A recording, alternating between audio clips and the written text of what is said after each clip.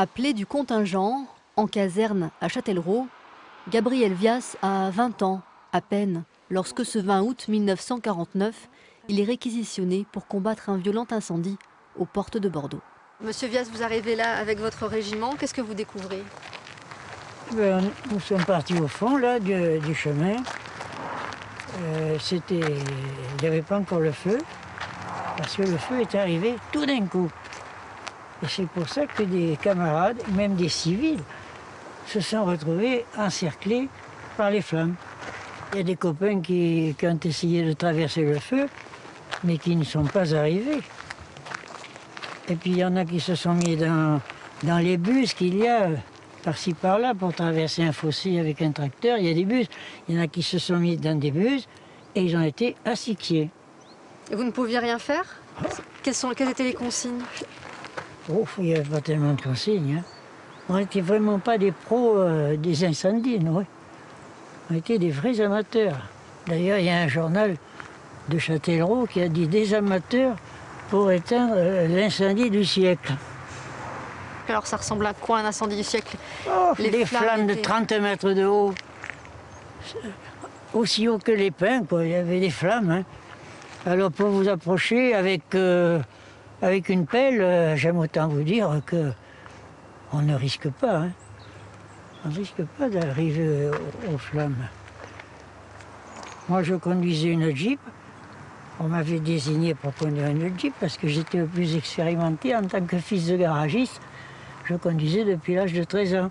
Alors le lieutenant m'a dit, tu vas conduire la Jeep. Si je n'avais pas conduit la Jeep, je ne serais peut-être pas là. Et je peux le penser. Hein. Vous savez, on était jeunes et quand on est jeune, on est courageux et on ne réfléchit pas. Alors ma foi,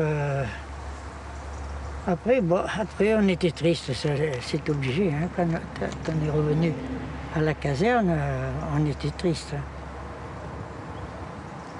Surtout que les 25 soldats étaient de la caserne de Châtellerault. Alors ça faisait des grands vides. Hein.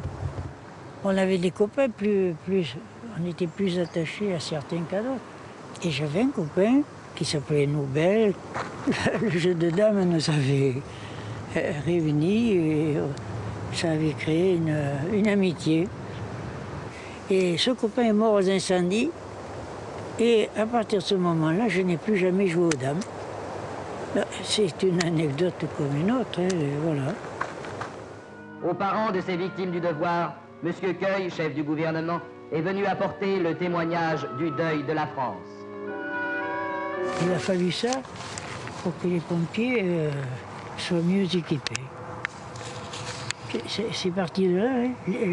Ils ont créé les pompiers forestiers, avec des véhicules 4x4, qu'il n'y avait pas en 49. Ça aura servi quand même à quelque chose, mais enfin, pour un lourd tribut. Si leur nom ne peut être gravé sur un monument aux morts aux côtés des guerriers, grâce à une loi de 2012, ces militaires du contingent acceptent enfin une reconnaissance. Des plaques sont dévoilées. Nous, on veut que tous ceux qui sont morts aux incendies aient quelque chose dans leur village pour penser à eux, quoi. Sur les 42 militaires de ce régiment, 17 ont réintégré leur caserne. Les autres sont morts dans cette forêt de Gironde, à 20 ans à peine, pour le service de la France.